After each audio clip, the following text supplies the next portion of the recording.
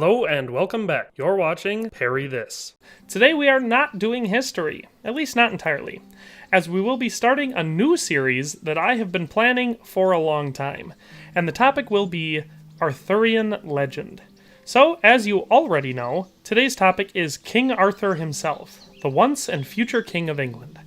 If you enjoy this content, please be sure to subscribe and turn on notifications so you can be notified of my regular uploads, which you will likely also find entertaining, or at the very least interesting. So let's just dive on in and get to know King Arthur. So as a real short preamble, I will explain this series a little bit.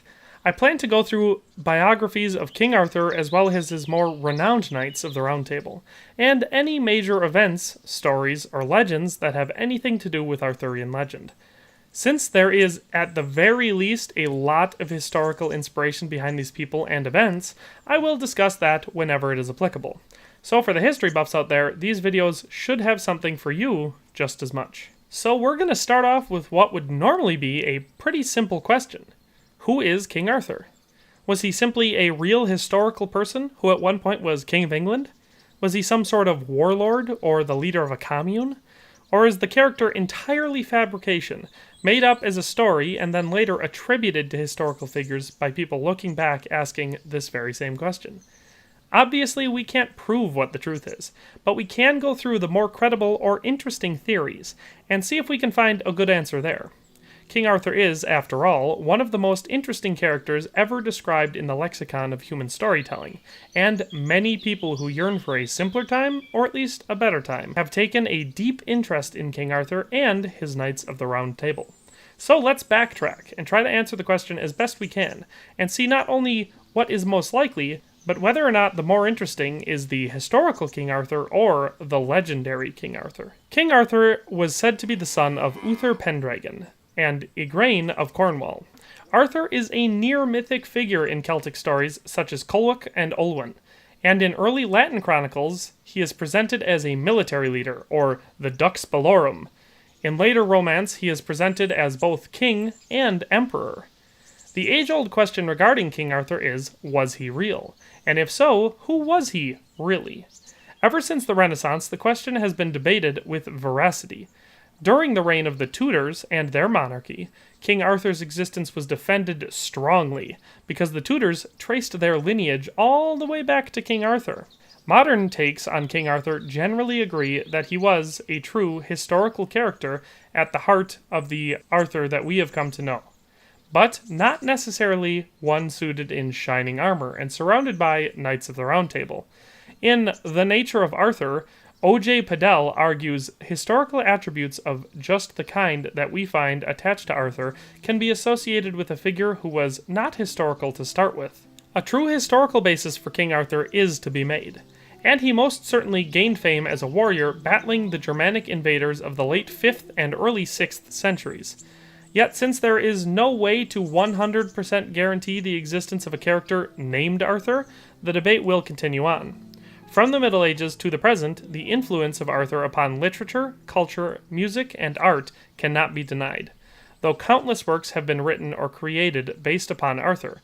The King Arthur of the Middle Ages is the one who has most captured the imaginations of audiences, both young and old. Most of the historical basis for King Arthur comes from the writings of the Celtic monk Gildas, who wrote of the real-life battle of Mons Badonicus, or Badon Hills, around 500 AD.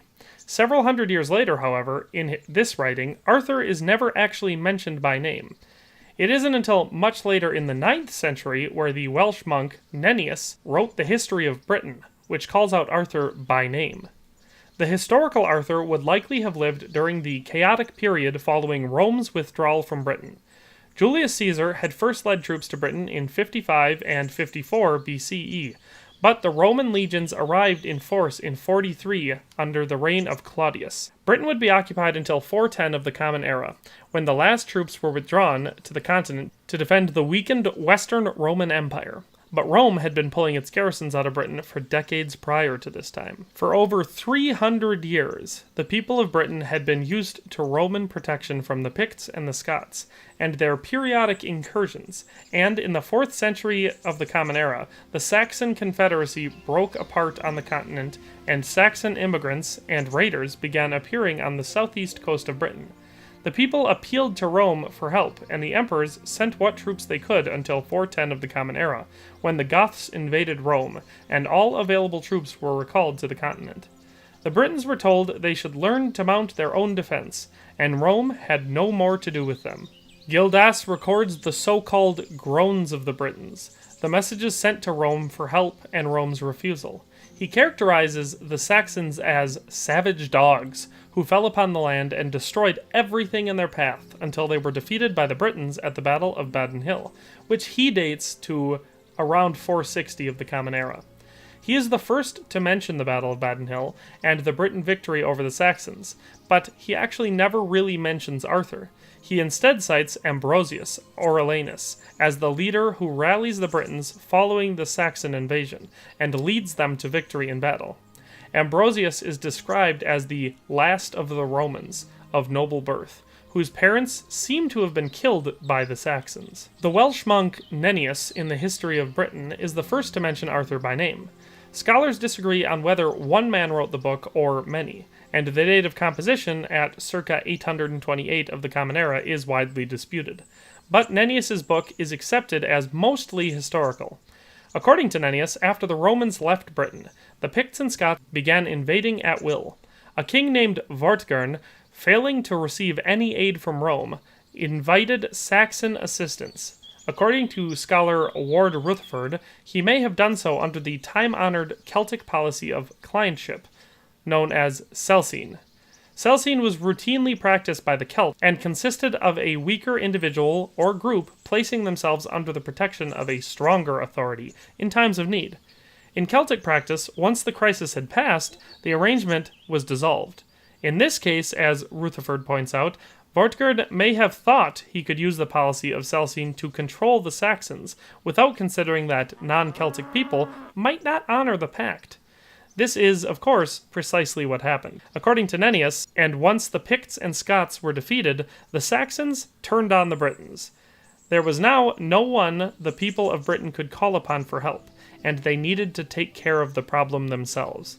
It is at this point that Arthur enters the story. Nennius describes Arthur as Dux Bellorum, or a war chief, who, if the Britons followed the same policy as the Goths, would have been a formidable warrior chosen to lead the different tribes against a common enemy.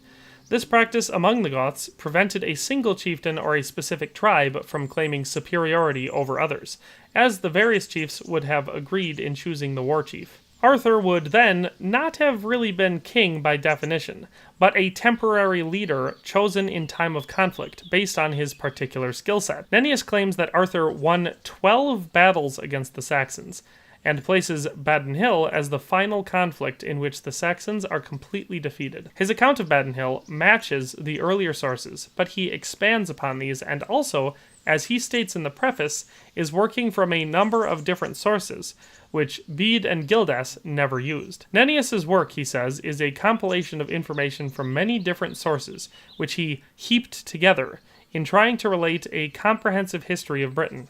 In doing so, he includes events which are accepted as historical, but also introduces legendary aspects of Arthur which are clearly exaggerations or myths. For example, he claims Arthur possessed superhuman abilities and, on his own, killed 960 Saxons in the charge at Badon Hill, and, quote, "There was a great slaughter of them by the virtue of our Lord Jesus Christ, and by the virtue of Saint Mary the Virgin, his mother," unquote. Nennius also relates the magical abilities of a cairn in the region of Bult, on which a stone rests with the paw print of Arthur's dog, Cabal. If one carries the stone away, it will return to its original spot the very next day. The same kind of story is related regarding the tomb of Arthur's son, Anir. Whenever one measures it, the tomb is of different length.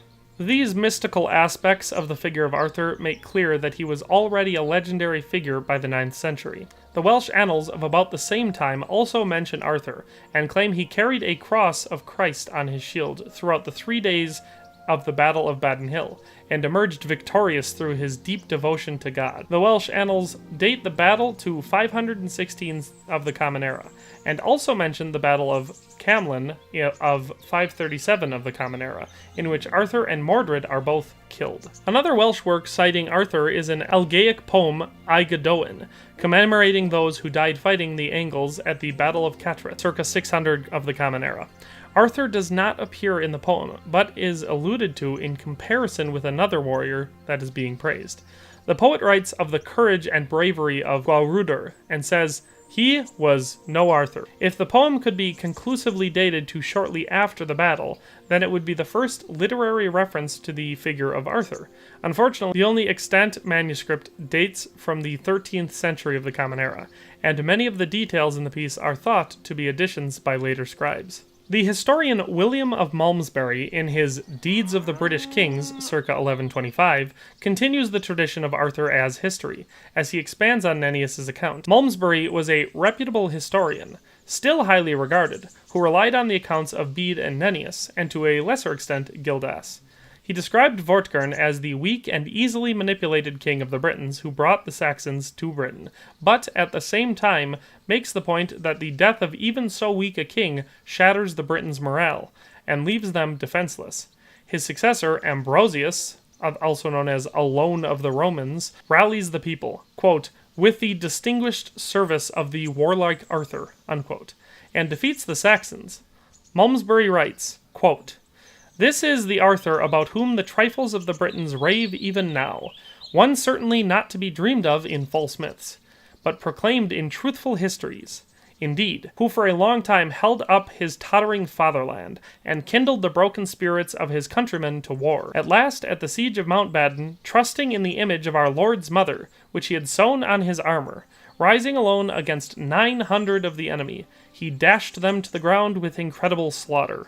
Unquote. Despite clearly having at least a little creative license interwoven, this is clearly a riveting addition to the account. Another well-respected historian, Henry of Huntingdon, who lived around 1088 to 1157, develops the story further in his Histories of the English, which he published around 1129 of the Common Era. Huntingdon follows Nennius's narrative of the 12 battles culminating in the great victory at Badon Hill, but claims how afterwards the Saxons regrouped and were reinforced by recruits sent by other regions on the continent. Huntingdon describes Arthur as a mighty warrior who is constantly victorious, but adds the elements of doubt and difficulty to his account of Badon Hill. He relates how the Britons did not present a united front, and they lost 440 men on a single day, and only Arthur received help from God in the conflict. Huntingdon presents a realistic battle in which the Britons are not magically victorious on the first day, and Arthur has to actually struggle to defeat the enemy. It may have been Huntingdon's pessimism, or Malmesbury's call to proclaim Arthur in truthful histories,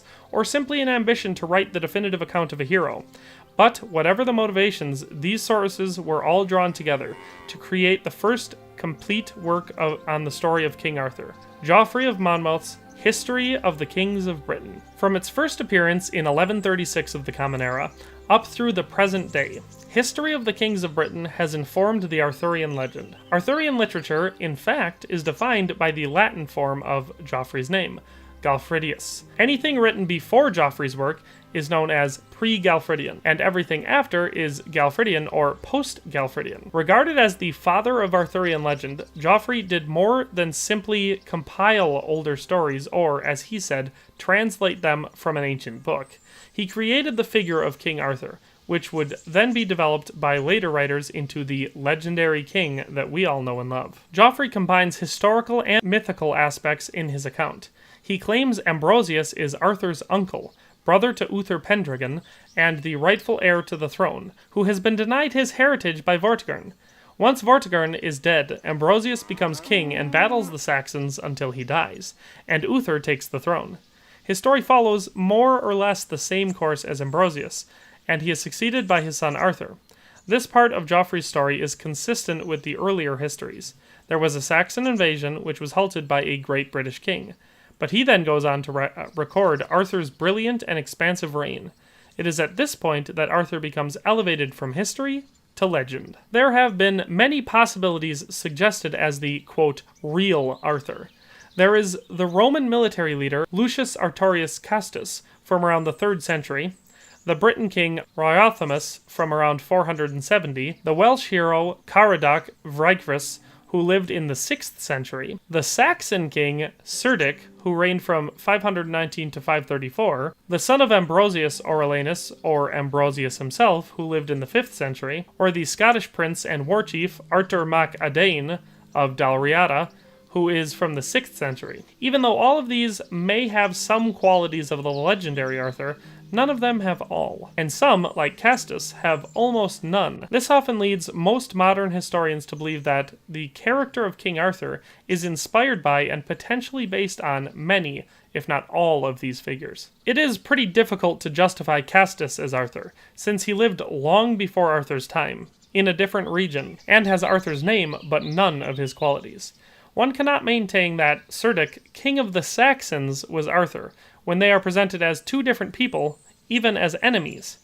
Ambrosius Aurelianus is cited as Arthur's king, and not Arthur himself, though it is possible Arthur was his son. Caradog Vrygrus is named as a noble knight, and Welsh king, who actually served under Uther Pendragon and Arthur.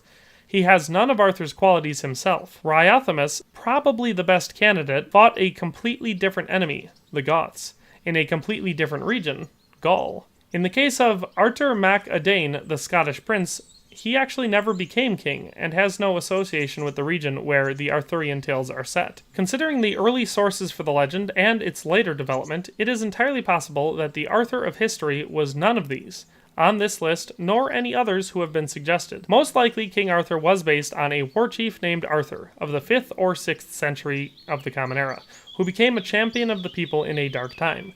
In seeking out the historical Arthur, it does not make sense to look too far from the original sources which first mention him. There does not have to be any great mystery surrounding the king's real identity. The true King Arthur was most likely a British king named Arthur. I know that that may not be the satisfying answer that you may have been looking for, but short of inventing time travel or waiting for him to once again become the King of England, and asking him, we will likely never really know definitively who King Arthur really was, or at least was based on in history. What we do have a lot of details about, however, is who and what he was in legend. Unfortunately, we don't have time to discuss that today, so we will pick that up next time with a discussion of King Arthur's life in the legends that have built up his mythical status. So once again, make sure you're subscribed so you don't miss that. And as always, thanks for watching, and have a nice day, and I'll see you next time.